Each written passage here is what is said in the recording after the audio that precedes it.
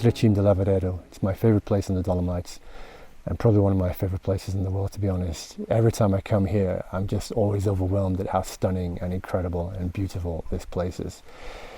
It's such an elemental place that when you stand here with these massive peaks in front of you and all around you in 360 degrees, these incredible views of these jagged spires that are so typical to the Dolomites, you can't help but be stunned. It's just such a powerful place. There's a mood here and an atmosphere that just seeps into you. And every single time we bring a workshop group here, they always tell us it's their favorite place. Now, I first came here about 5 years ago and climbed up the ridge, and you have to push yourself because you get up to the saddle that's at the end of the trail, and you stand in front of the peaks, and there's a part of you telling you, that's enough, I can shoot it from here.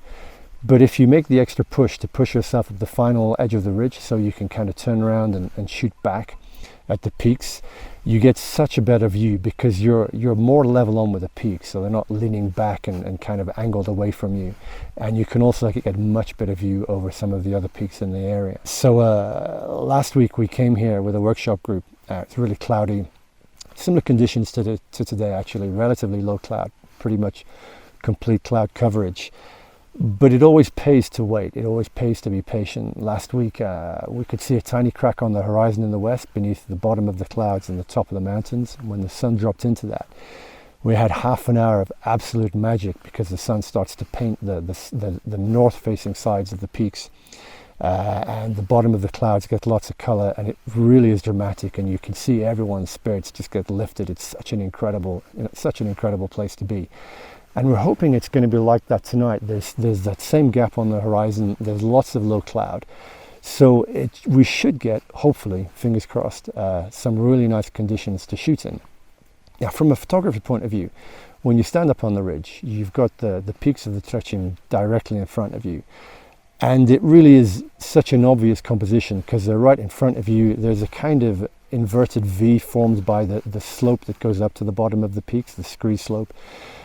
And there's a balance of mountains on each side, so the obvious composition is to shoot it straight on with the peak centered, wide angle, and that really does work. The ridge up to where that we walk up makes a really nice leading line, and it really is a great composition.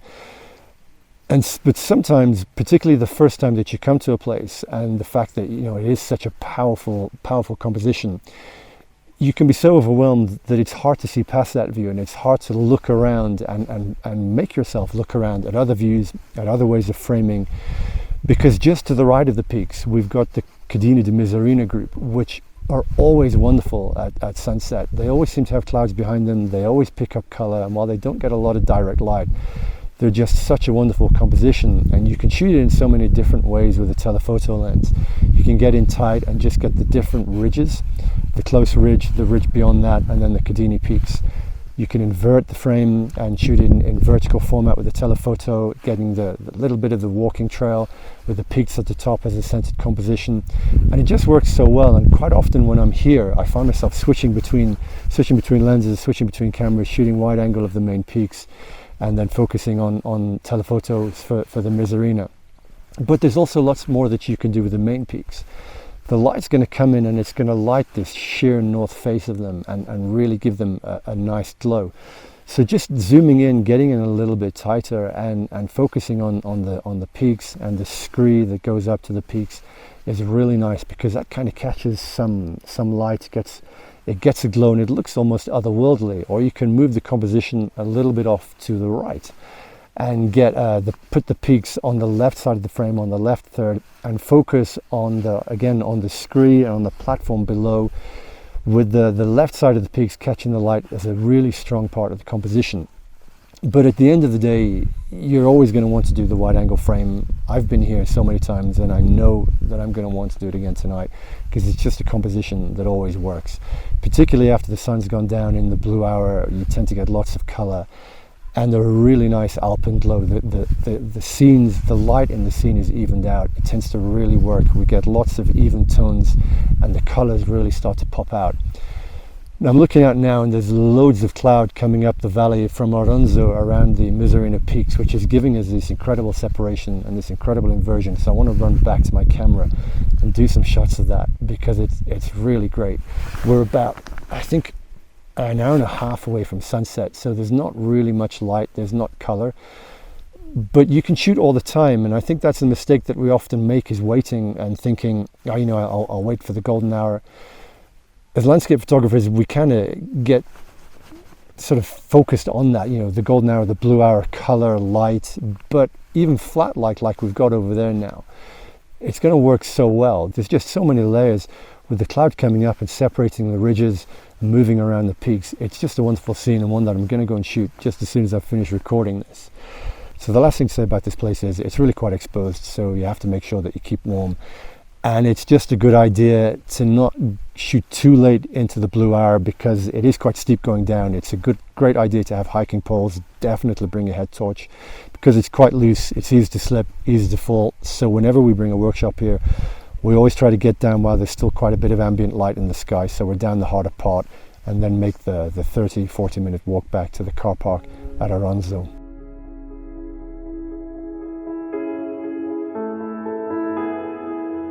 Now, when it comes to editing images, for me, it's really important to have a clear idea in my head of the direction that I want to take the editing in before I actually start. If I just go in and start playing around with the sliders to see what works and what doesn't work, then I'm never really going to have a particularly good result. So what I kind of do is sit and look at what I've got in the image, what's been recorded, and see what direction that can be taken. If you kind of work with what you've got, I don't really want to change the image into something that it's not. Now, I particularly liked the scene when we were up at Tre Cime after the sun had gone down, when we were into the blue hour, and when we had some color left in the sky. Now, a little bit earlier on, there was actually more color in the sky. The whole scene was very red, but I didn't really like that as much. I liked it when it had a little bit, when it started to get a bit cooler, when the colors faded just a little bit deeper red, because I felt that it fitted more with the scene, with the mood of the scene, and with the coolness that I felt getting up behind the mountains. Now, because the sun had just gone down, there was still a lot of brightness. You can see over here in the sky. Now, if we press J here, we can see that that's clipped, that there's some lost detail there. So I bracketed the images, and I've got an underexposed image there, which has got all of the detail in the highlights. I also have a brighter image, but just to save time, I'm just gonna work with these two images, because I think that there's enough data in these two images to blend together to give me the image that I want. So I'm just going to select both of those to merge them together. Press right click, photo merge, and then go to HDR. And what that's going to do is going to merge those two files together and give me all of the tonal data from both of those files into one new file. So we just click merge here. And in a few seconds, that's going to appear down here. Now, this file actually has the data from both of those two files in it. So I've got all of the shadow data, all of the highlight data. So you can see when I move the highlights down, I've got all of the data there. I don't have to really worry about that. So this is a nice place to start with in terms of the editing. And the first thing that I'm going to do, obviously, is just increase the exposure, because it's quite underexposed. So I'm just going to go up to about 1 point, just a little bit more than a stop there, just so I've got a little bit more light and I can see what I'm working with. I'm going to push the shadows out a little bit as well, something like that, around about a third, 30, something like that. And also probably just lift up the blacks just to brighten the image. So I've got really, I don't normally do global adjustments, but this is just to get the image to a kind of like base starting place, to get a canvas that I can work with. And I'm also going to go down to the color calibration at the bottom here and just change the primary colors a little bit the way that they are in the file. I'm just going to go to the green here, and this is going to make the image, I'm going to reduce the greens and push that a little bit this way, and that's going to make the image a little bit more magenta. It's going to make the greens less green, and I'll add a little bit of saturation there. And I'm also going to add a little bit of saturation in the blues, something like that, quite a bit there, just to give that a bit more color. So you can see the effect that that's had. It's not a huge effect. It's just moved the primaries a little bit. This is just a starting point. You're always looking at evening things out. The colors are certainly going to change as I progress through editing the image when you start to add and take away contrasts, and I'll be playing around with colors a little bit later on. But this is a starting point that I like, where the blues are a little bit warmer. There's a little bit more. It's really brought out the pinks and the reds a little bit more. So now, while we finish on the globals, I'm just going to work a little bit on the curves. I'm just going to lock the highlights down there because I don't want to move the highlights.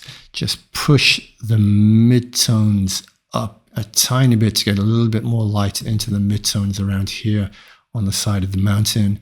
But again, I don't want to brighten the shadows, so I'm just going to pull the shadows back down, something like that, to keep the shadows where they are. So we've just really brightened the midtones a little bit, and then I'm just going to crush the blacks a little bit, just take the edge off the digital blacks, which you can see here just puts a little bit more texture in the blacks.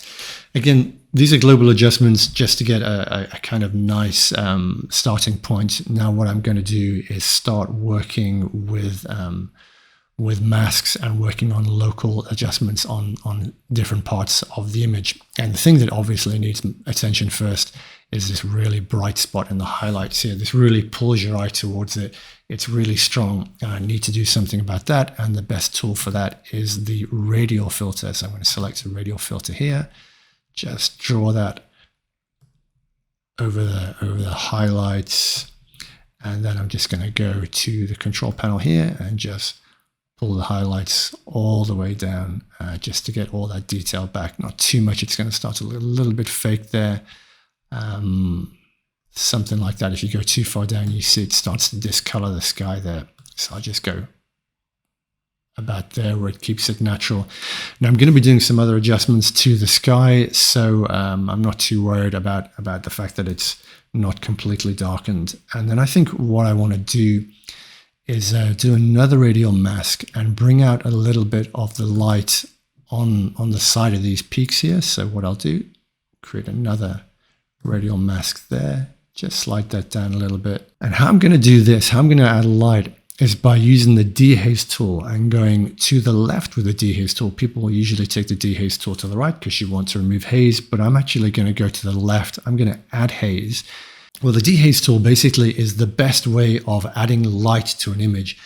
By going to the left of the dehaze tool, we brighten it, and we brighten it in such a way, a kind of hazy brightness, which very closely resembles light. So by doing that, and I think I'm also going to just go up to the color temperature, put a little bit of warmth in it, because any light that would be shining there would be warm, and also clarity, because the dehaze takes the detail out. So I'm just going to go a little bit the opposite way with the clarity, which will also brighten it a little bit, because clarity is just basically micro contrast, and we can see just by turning that on and off the effect that has. It just really makes it feel, or really enhance some afterglow on the peaks there. Let's just move that a little bit. And then I'm going to do a little bit of work on the foreground here, because the foreground is just a little bit too bright.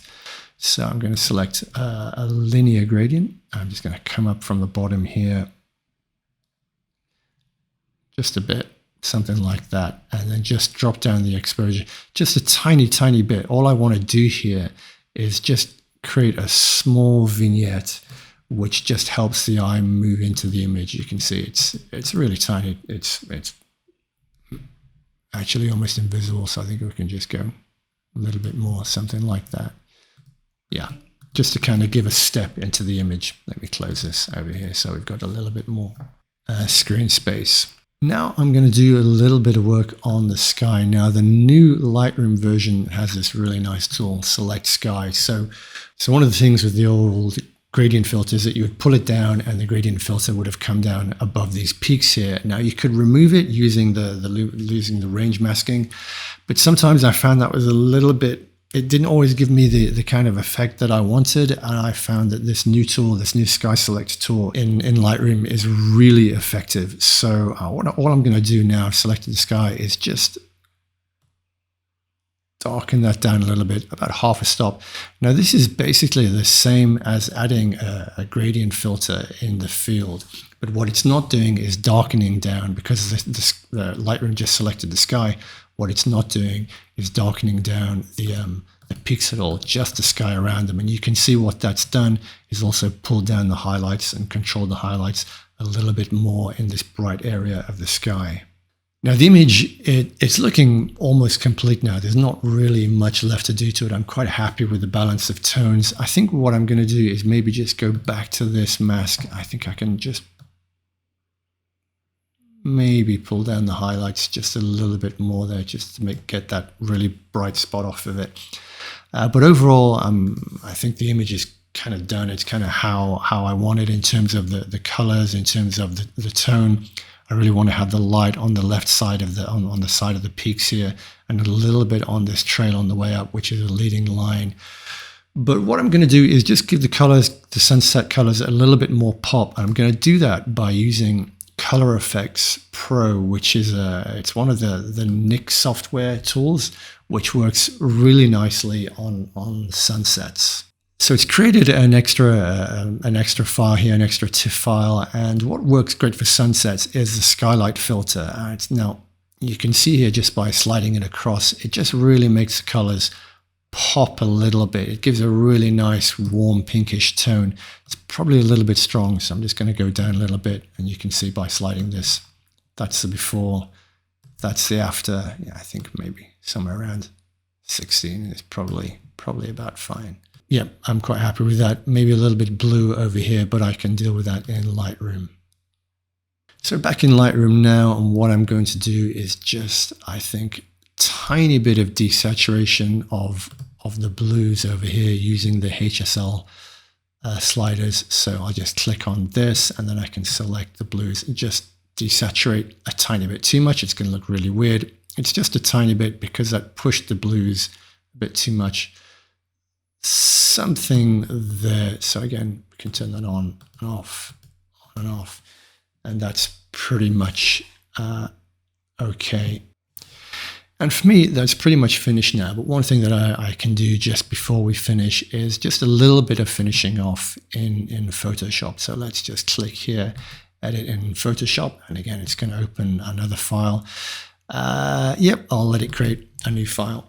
Okay, so here we are in Photoshop. And the thing about Photoshop is always to do every adjustment on a new layer. So I'll just Command G to create a new layer there. And what I'm going to do is just a little bit of autumn effect. So the way that I'm going to do that is by going to Filter, going to Blur, Gaussian Blur. I usually have this around 30, which really blurs the image. And then we'll go over here to the layer and put that in soft light or overlay. Either one of those works. It doesn't really matter too much because we're going to really reduce the opacity here down to about something like 10 or 11 usually works. And you can see it's very subtle, turning it off and turning it on. And all that's done is just giving the highlights a little bit of a glow. It's giving the midtones a bit of a pop. And that's really all it needs in Photoshop. So I'll just flatten that image and then save it back into Lightroom. And here we are back in Lightroom. That's the finished version there. I think if we select this and click that. So here you can see the before and the after. And obviously I've brightened the image quite a lot, pushed out the shadows, but I wanted to keep the mood. So I wanted to keep it quite a dark image. I've enhanced the colors, enhanced the sunset, brought out a little bit of afterglow, of alpenglow on the side here and on the screen on the left. And also on the trail here. And really, that's pretty much it. So I hope that's been interesting and I hope that's been useful. And if you've got any questions at all, just drop me a comment or drop me an email and I'll get back to you. If you're interested in my photography and you'd like to join me on a workshop, I'm launching workshops generally throughout the year. Next year, I'll be heading to Namibia, to Norway, to Iceland, and of course, back to the Dolomites. So check out the workshop page on my website. And if there's anything that interests you there, sign up for the newsletter or drop me an email and I'll get back to you. And as ever, thanks for watching. Thanks for supporting the channel. Good luck with all your photography and take care.